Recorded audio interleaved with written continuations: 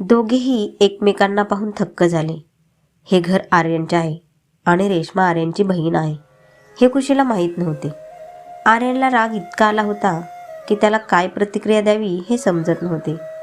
ही मुलगी इथे कशी आली आणि माझ्याच घरात उभी कशी हे त्याला समजत नाही. ही मुलगी हे सर्व जाणून बुजून करते की अजाणतेपणी. आर्यन रागात हाताची घडी बांधून पायऱ्या उतरून येतो आणि म्हणतो, भिंतीवरून उडी मारणं हे तुझं कौशल्य आहे, हे मला मान्य आहे. पण एखाद्या ठिकाणाहून दुसऱ्या ठिकाणी पाठलाग करून एखाद्याच्या घरात असं घुसणं ही तुझी सवय आहे का? आता मान्य कर, काही मॅनर्स नाहीत तुला. खुशी तिच्या कमरेवर हात ठेवून, ओ मिस्टर आकडू, तुमच्या घरी नाही आले, मी मिस्टर सरपोतदारांच्या घरी आले आहे. तर हा उद्धटपणा दुसऱ्याला दाखवा. ना मी तुम्हाला घाबरते ना रागाने लाल झालेल्या नाकाला. आम्हाला ज्ञानगंगा देण्याआधी तुम्ही काय करत आहात ते मला सांगा. तिथे मी तुमची मालमत्ता होती, पण इथे कसे आला? तिथे ती तुमची मालमत्ता होती, पण इथे कसे आला? आता सर्वजण खुशीच्या चेहऱ्याकडे पाहू लागले, कारण खुशीला माहीत नव्हते की ती ज्या सरपोतदारांबद्दल बोलत होती ती त्यांच्याशीच भांडण करत होती. आता प्रत्येकजण कल्पना करत होता, यानंतर आर्यनची प्रतिक्रिया कशी असेल. आर्यन, ओ हो, तर तू मिस्टर सरपोतदारांच्या घरी आली आहेस. आता सांग, मिस्टर सरपोतदार कोण आहे? खुशी म्हणते, ते नक्कीच एक कोमल मनाचे आणि अतिशय हुशार आणि शांत व्यक्ती असावे. आर्यनने मान हलवली. ठीक आहे, मग मी कोण आहे सांगशील? खुशी, मी काय सांगू तुमच्याबद्दल, मला काय माहीत. पुन्हा जरा थांबून, पण हो, तुम्हाला भेटल्यापासून मला हे लक्षात आलं आहे, तुम्ही खूप गर्विष्ठ, आकडू, एक बुद्धिहीन व्यक्ती आहात, जे फक्त पैशाला महत्त्व देतात, माणसांना नाही. आणि तुम्हाला फक्त लोकांवर ओरडणे माहीत आहे. आर्यन रागाने म्हणाला, तुला माहीत आहे का तू जे बोलत आहेस ते कोणाशी बोलत आहेस? मग जबरदस्तीने हसून, तसं मानायला पाहिजे तुला. माझ्याच घरात उभी राहून माझ्याशीच असे बोलत आहेस, तशी तुझ्यात हिंमत तर आहे. खुशी हसून म्हणते, तुम्ही आणि मिस्टर सरपोतदार छान विनोद करता, पण गोष्ट अशी आहे की मी सध्या विनोद करण्याच्या मूडमध्ये नाही. तेव्हा तुम्ही तुमचे काम करा आणि मला माझे काम करू द्या. मिस्टर फेकूचंद. हे नाव ऐकताच सुजयला हसू आले. आर्यनने त्याच्याकडे रोखून पाहिल्यावर त्याने आपल्या तोंडात बोट ठेवलं. आता आर्यनने खुशीकडे पाहिलं आणि म्हणाला, हे ऐक. खुशी कान आर्यनकडे करत, बोला, कधीपासून ऐकते? आता अजूनही बाकी आहे का काही? आर्यन, तू इथे काय करायला आली आहेस? आणि मला समजत नाही आहे, तुझ्यासारखी नको असलेली गोष्ट माझ्या घरात का आहे? पुन्हा रेश्माकडे बघत, दिदी, ही मुलगी कोण आहे आणि ती इथं का आली आहे? आता या घरात अडाणी लोकांना येण्याची परवानगी कोणी दिली? मला वाटते अशा लोकांसाठीही कुत्र्यांना परवानगी नाही असे फलक लावावे लागतील. रेश्मा, आर्यन काय बोलतोयस? खुशी, अरे तुम्ही थांबा जरा, अशा लोकांना साधी भाषा कळत नाही. असे म्हणत खुशी आर्यनच्या दिशेने चालू लागली. तेव्हा तिचा पाय तांदळाच्या दाण्यांवरून घसरला आणि ती पडण्याआधीच आर्यनने तिला आपल्या मिठीत घेतले. पडण्याच्या भीतीने खुशीने डोळे मिटले आणि आर्यनची नजर तिच्या चेहऱ्यावर क्षणभर थांबली. तिच्या मोठ्या मोठ्या पापण्यांवर आणि हलक्या गुलाबी ओठांवर पडलेले केस. घरातील सर्वजण हे दृश्य पाहत राहिले. सुजयने या दृश्याचा फोटोही काढला. कुठल्या तरी जादूने जखडल्यासारखे आर्यनने खुशीच्या ओठांवरचे केस काढण्यासाठी हात पुढे केला होता. तेव्हा खुशीने डोळे उघडले. खुशीने डोळे उघडले पाहून आर्यनने हात मागे घेतला आणि तिला उभे केले आणि म्हणाला, जेवढे तोंड चालते, काश डोळ्यांनी पण तेवढं काम केले असते तर तू एकदा खाली नीट पाहिलं असतं. खुशीने आर्यनकडे बोट दाखवले आणि तिला हे करताना पाहून घरच्यांनी डोळे मिटले, कारण त्यांना समजले होते की यानंतर काय होईल ते पाहू शकणार नाहीत. खुशी, ओ मिस्टर फेकू, आत्तापर्यंत तुम्ही मला अडाणी समजत होता, आता आंधळी पण दिसू लागले. खरे सांगू तर तुम्हीच मला आंधळे दिसता. तुम्ही आंधळेच काय, तुम्ही बहिरे आणि बददिमाग आहात. मी MA केले आहे आणि तेही इंग्रजीत. त्यामुळे मी कोणत्याही कोणातून अडाणी नाही. आणि राहिला डोळ्यांचा प्रश्न, तर मी तुम्हाला चांगले ओळखले आहे. याचा अर्थ माझे डोळे देखील चांगले आहेत. सूट घालून कोणी सरपोतदार होत नाही. ऐका मॅडम, रेश्माकडे बघत, कोण आहे ही? हिला बाहेर पाठवा. आणि ती नसली जाऊ शकत तर तुम्ही साड्या पहा, मीच जातो. आर्यनचा राग आता शेवटच्या टप्प्यावर पोहोचला होता. त्याने खुशीकडे बघितले आणि जवळजवळ ओरडला, काय मूर्ख आहे? गुगलवर सर्च करून बघ आर्यन सरपोतदार कोण आहे. हे ऐकून खुशीने आपला फोन उघडला आणि शोध घेतला, तर आघाडीच्या तरुण उद्योगपतींच्या यादीत आर्यन सरपोतदारचे नाव दिसले. आर्यन पुढे म्हणाला, तू माझ्या घरात उभी आहेस आणि मला ज्ञान देत आहेस. टाळी वाजून, वाव, तू खूप धाडसी आहेस. पण आता इथून निघून जा. कोणाला काही घ्यायचं नाही तुझ्याकडून. हे जाणून की हा आर्यन सरपोतदार आहे हे कळल्यावर खुशी थोडी घाबरली, पण ती भीती तिच्या चेहऱ्यावर दिसू देत नाही आणि पूर्ण हिमतीने म्हणाली, खुशी, हे बघा, मी इथे तुमच्याशी लढायला भांडायला आले नाही. सुरुवात तुम्ही केली होती म्हणून मी तुमच्या भाषेत तुम्हाला उत्तर दिले. तुम्ही जे कुणी आहात, मला काही फरक पडत नाही. मी जे करायला आले ते करून निघून जाईल. मलाही हौस नाही तुमच्याबरोबर हुज्जत घालायची किंवा तुमचा चेहरा पुन्हा पुन्हा पाहण्यास रस नाही. आर्यन रागाने, तू माझ्याशी भांडशील? स्वतःला पाहिले का? तू स्वतः इथे तुझ्या कामासाठी आली आहेस आणि मला ॲटिट्यूड दाखवत आहेस. स्वतःला इतकं महत्त्व द्यायची गरज नाही. तू माझी बरोबरी करायला चालली आहेस. तुझा चेहरा बघ. तू कोण आहेस?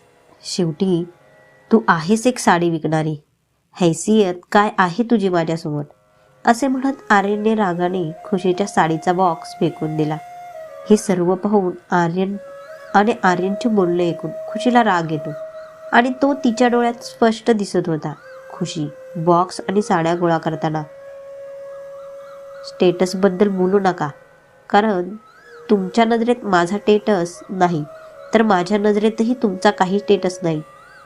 कारण राहिली गोष्ट स्वतःला महत्त्व देण्याची, तर होय, मी स्वतःला महत्त्व देते. प्रत्येक व्यक्तीने स्वतःला महत्त्व दिले पाहिजे, कारण जे स्वतःसाठी महत्त्वाचे नाहीत ते कोणासाठीही महत्त्वाचे नाहीत.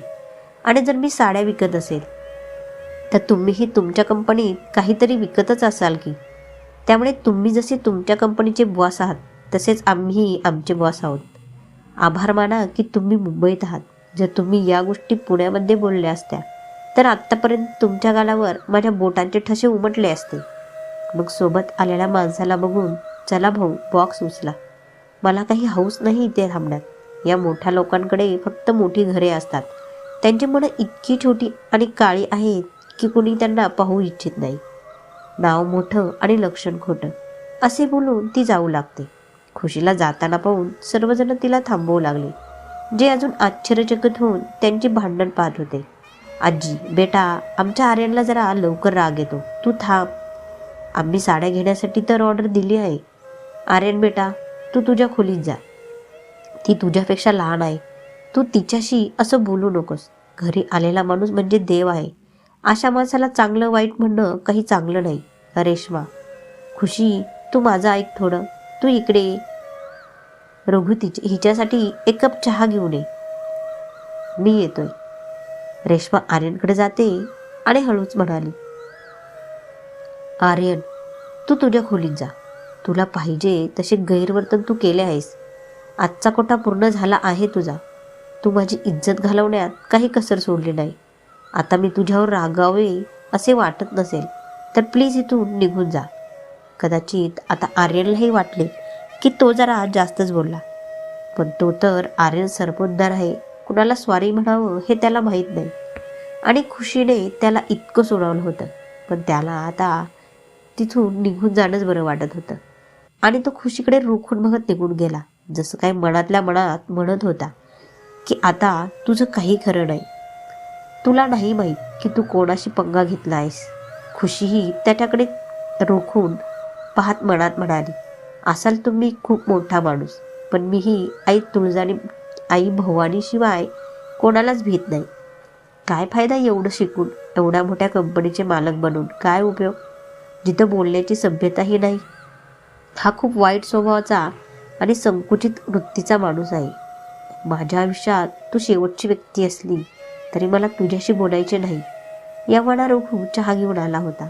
सुजयने चहाचा कप खुशीला दिला आणि म्हणाला, मी असं ऐकलंय की पुण्याचे लोक चहाचे शौकीन असतात.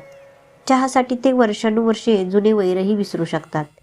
हे तर एक साधं छोटं भांडण होतं, पण त्यामध्ये तूच भारी पडली आहेस. चहाचा कप घेत खुशी म्हणाली, तुम्ही बरोबर ऐकलं आहे. आणि राहिला भांडणाचा प्रश्न, तर मला भांडण अजिबात आवडत नाही, पण ते ज्या पद्धतीने बोलले त्यामुळे मला राग आला.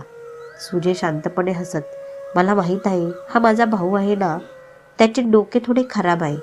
तसे तू जितकी सुंदर आहेस तितकंच तुझं नावही सुंदर आहे.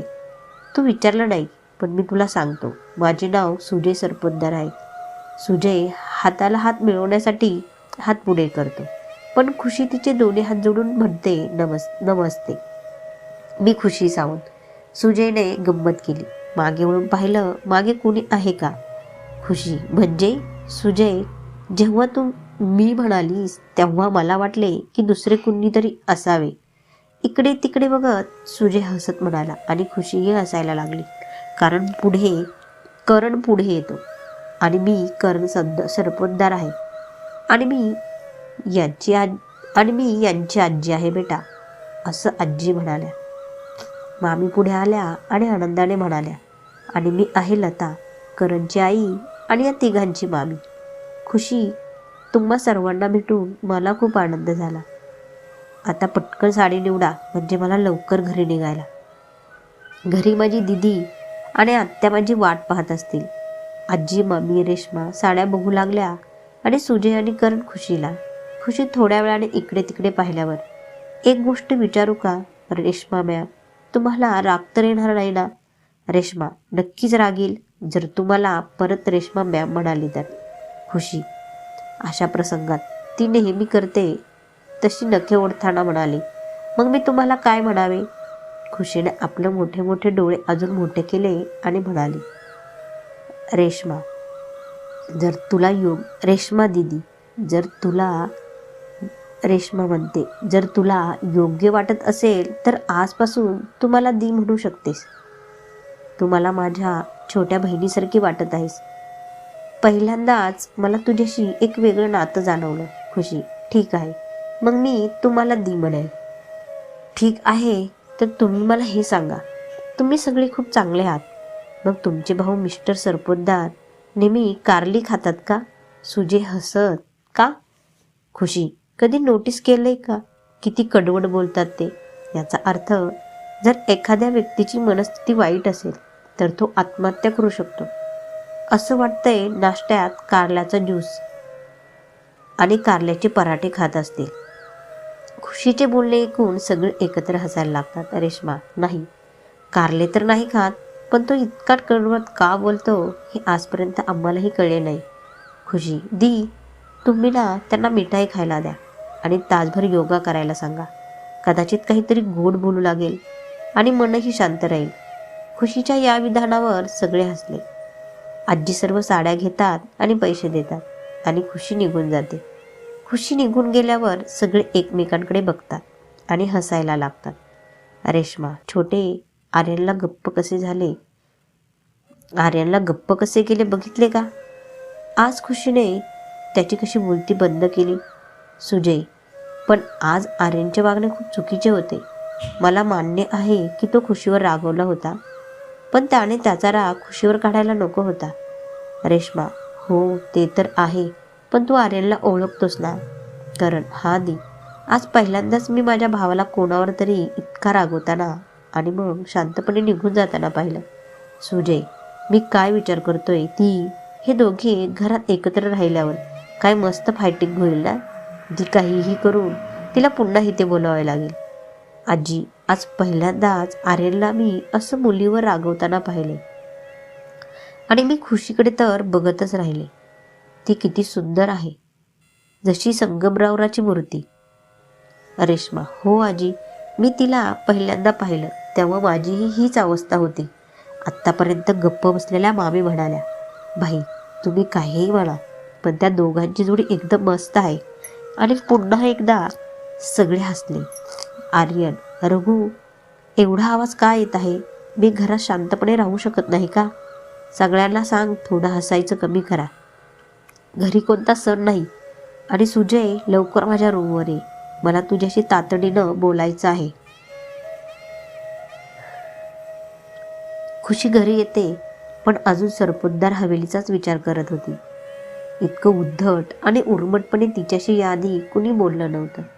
ही गोष्ट खुशीला तिच्या हृदयात काट्यासारखी टोचत होती. पहिली गोष्ट म्हणजे ती घरातली लाडकी होती, आणि दुसरी गोष्ट म्हणजे ती इतकी गोड आणि निरागस होती की कोणाला वाटलं तरी तिला कुणी चुकीचं बोललं नव्हतं. तिचा स्वभाव इतका सभ्य होता की तिच्याशी कुणी बोलले तर प्रभावित झाल्याशिवाय राहत नव्हते. कदाचित त्यामुळेच खुशीला खूप उदास वाटले असावे. खुशी चॉकलेट खात होती आणि आर्यनच्या बोलण्याचा विचार करत होती. जेव्हा जेव्हा खुशीला तणाव वाटायचा तेव्हा ती खूप गोड खात असे, आणि आज तिने 4 पॅकेट संपवले होते. हे पाहून नैना थोडी टेन्शनमध्ये आली. ती काही वेळ काही बोलत नाही, पण खुशी न थांबता चॉकलेट खात राहते, म्हणून तिला तिच्याकडे यावे लागले. नैनाने खुशीच्या डोक्यावर हात ठेवला आणि म्हणाली, बेटा, काही झालं आहे का आज? खुशी, अरे नाही दीदी, ते तर असंच. खुशी हसत म्हणाली, नैना बाळा, काहीतरी झालंय. तुला माहीत आहे ना, तू नाही सांगितलं तरी मला कळणार आहे. चल, चांगल्या मुलासारखं लवकर सांग, काय झालंय ज्यामुळे तुझा मूड इतका अस्वस्थ आहे? खुशीचे हास्य नाहीसे होऊन ती उदास होती. यावेळी खुशीच्या पापण्या ओल्या झाल्याचं नैनाच्या लक्षात आलं होतं. नैनाला माहीत होतं की खुशी ही छोट्या मोठ्या गोष्टींवर रडणारी मुलगी नाही. तिने खुशीचं डोकं तिच्या मांडीवर ठेवलं आणि म्हणाली, बाळा, तुला काय झालं? तुला कुणी काही बोललं का? मला सांग. नैना तिच्या केसातून बोटे फिरवू लागली. खुशी नैनाला सर्व काही सांगते आणि सांगताना रडू लागते. उठताना खुशी म्हणाली की दीदी, त्या दिवशी माझी चूक झाली होती. त्यांच्या कार्यक्रमात अचानक मी गेले होते, पण हे त्यांनाही समजायला हवं होतं.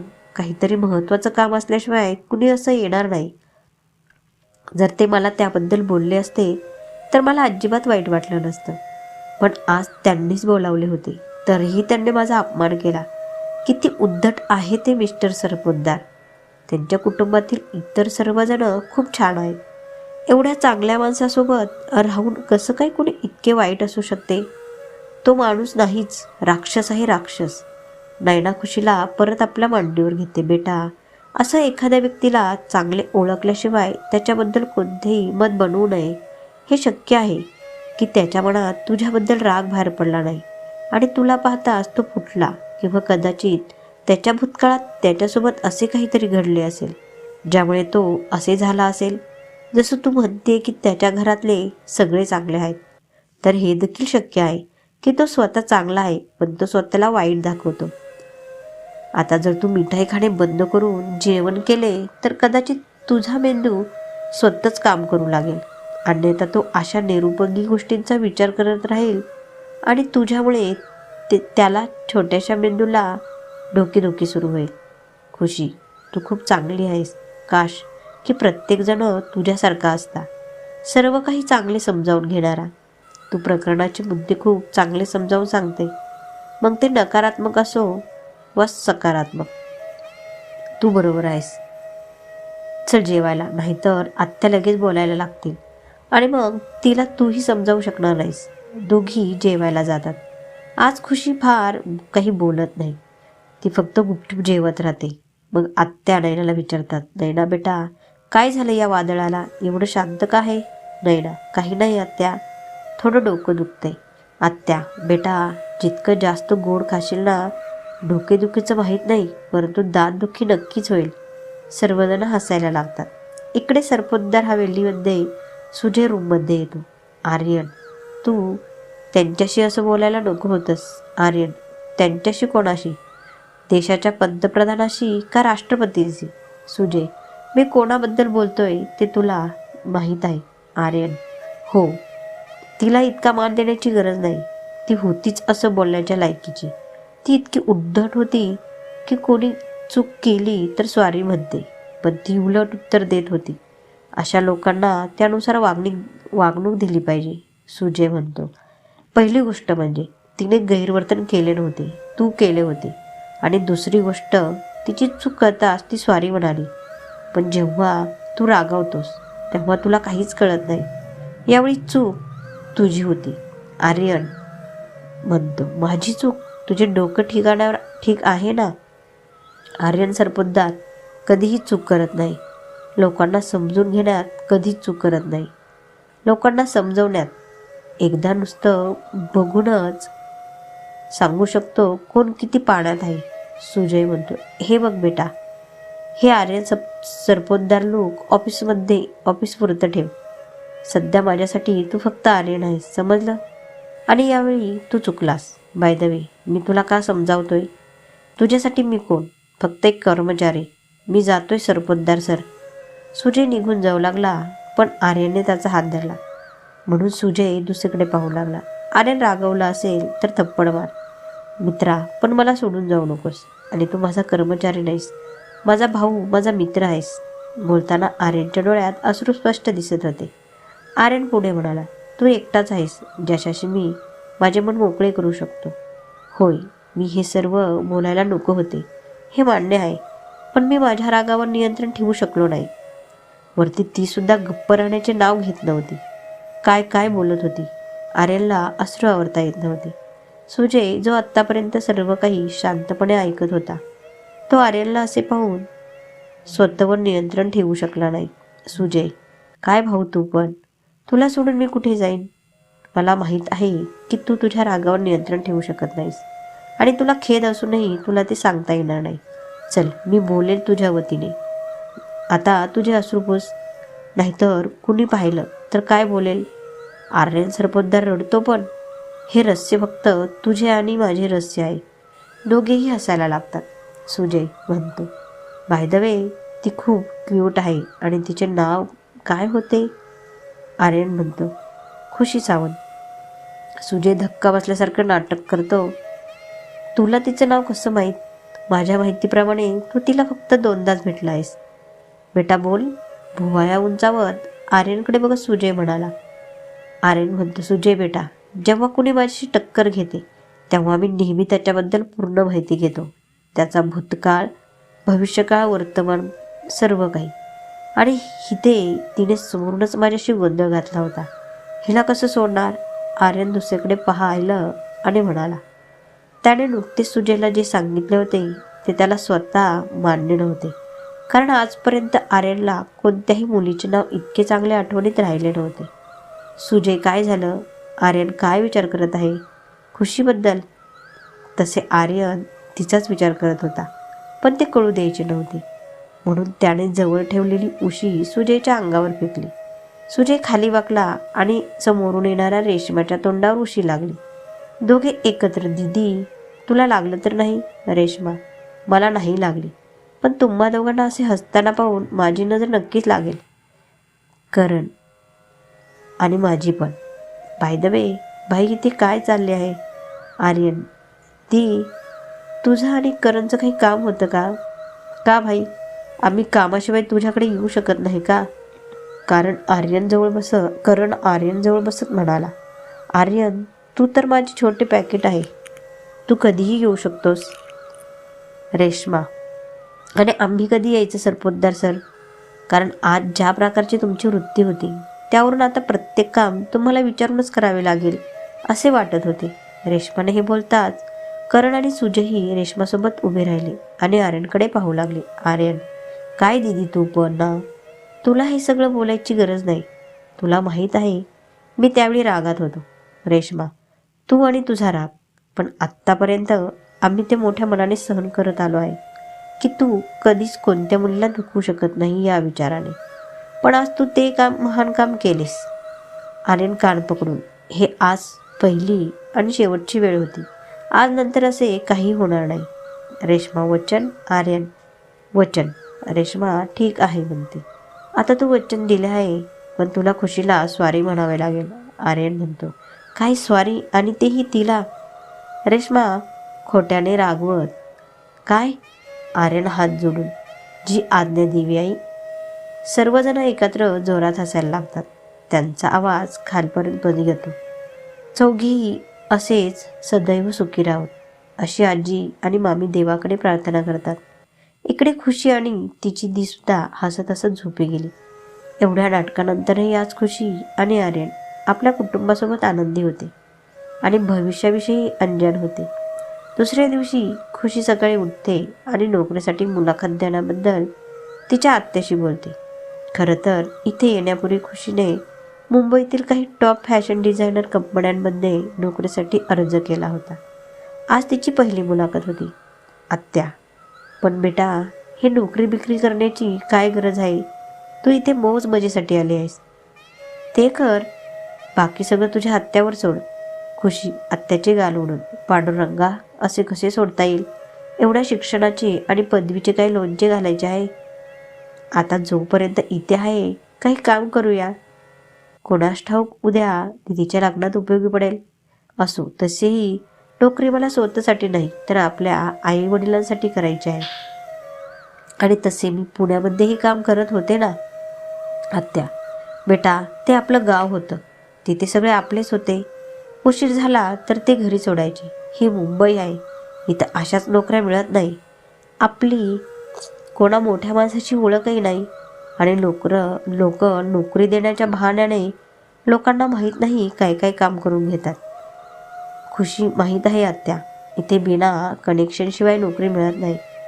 पण मी जिथे इंटरव्ह्यूसाठी जाणार आहे तिथे असे कोणाला तरी ओळखते. ते मला मदत करू शकतात. आत्या, एका दिवसात तुझी कोणाशी ओळख झाली आहे बेटा? खुशी, काल जिथे आम्ही साड्या द्यायला गेलो होतो तिथे आम्हाला सुजयजी भेटले. ते खूप मोठे मॅनेजर आहेत. त्यांना इथल्या सगळ्या कंपन्यांची माहिती आहे. ते कुठेतरी नक्कीच काम करतील. आत्या, पण त्याने काही वेगळ्या मागण्या केल्या तर? खुशी, अरे आत्या, ती खूप चांगली व्यक्ती आहे. अगदी आपल्या पांडुरंगासारखी. आत्या, हट वेडी, तू या माणसांची तुलना पांडुरंगाबरोबर करतेस? स्वतःही पाप करतेस आणि मलाही त्याचे भागीदार बनवतेस का? कसे बसे तिने सुजयचा नंबर शोधून कॉल केला. खुशी म्हणते, मी सुजय सरपोतदारांशी बोलत आहे का?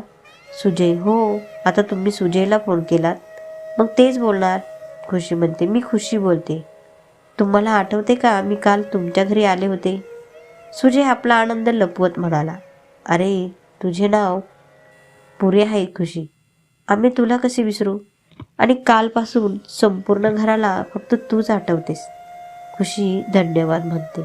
तसं माझं तुमच्याकडे काही काम होतं. सुजय, हे आमचं नशीब आहे की मी तुझ्या उपयोगी येईल. बाय द वे, काय काम होतं? खुशी, खरं तर आज माझी द रॉयल कंपनीत मुलाखत आहे. पण मी इथे कोणाला ओळखत नाही. त्यामुळे तुम्ही मला मदत करू शकाल का? सुजय, हे तर असे झाले मंदिराबाहेर उभा राहून पुजाऱ्याला प्रसाद मिळेल की नाही हे विचारायचं. खुशी म्हणते, मला नाही समजलं, तुम्ही काय बोलत आहे? सुजय, अरे भाई, द रॉयल ही आमचीच कंपनी आहे. एकदा इथे ये. समज तुझी नोकरी पक्की आहे. तसेही आमच्या इथे सेक्रेटरीची जागा खाली आहे. जर तुला योग्य वाटत असेल तर आमच्यासाठी खूप चांगली गोष्ट असेल. सुजय मनात विचार करतो की इथे ऑफिसमध्ये राहून खुशी आर्यनच्या जास्तीत जास्त जवळ राहू शकेल. खुशी आर्यनबद्दल विचार करू लागते, ज्याने त्याच्या घरात प्रवेश केल्यावर इतका गोंधळ निर्माण केला होता. ऑफिसमध्ये गेल्यावर तर मारूनच टाकेल. सुजयने खुशीला विचारात पडलेले पाहिले तेव्हा तो म्हणाला, आर्यनचा विचार करू नकोस. तसेही त्याचे ऑफिस आणि तुझा विभाग वेगळा असेल. तुझी आणि त्याची भेट लवकर होणार नाही. खुशी, पण कधी भेट झाली तर? सुजय, तू त्याच्यापेक्षा कमी आहेस का? तो काय कुठला राज्यपाल आहे जो तुझ्यावर हुकूम चालवत राहील? तू त्याच्या कंपनीत काम करशील आणि मग मला एक सांग, तू फक्त त्याच्या कंपनीत काम करणार आणि एक सांग, तू त्याला भीते का? मला वाटतं त्याला धडा शिकवायला तू नक्कीच इथे असले पाहिजेस. हा नक्कीच माताराणीचा संकेत आहे की तू त्याचा अहंकार तोडावा. काल त्याने तुझ्याशी कसे वागले हे तुला आठवते का? सुजय खुशीला भडकवण्याचा प्रयत्न करत होता आणि आता ही पद्धत कामही करत होती. खुशी, बरोबर आहे. त्यांच्यासारख्या दुराचारी लोकांना आपण कशाला घाबरायचे? तसेही त्यांना धडा शिकवायला हवा. मग हे नेक कार्य आपण स्वतःच का करत नाही? त्याची योजना पूर्ण झाल्याचे पाहून सुजयला आनंद झाला. तो खुशीला म्हणाला, ठीक आहे, 2:30 वाजता येईल ऑफिसला. खुशी ठीक आहे, मी येईल. खुशी दही आणि साखर खाल्ल्यानंतर निघते. रॉयल्स कंपनीत पोहोचल्यानंतर ती सुजयला फोन करते.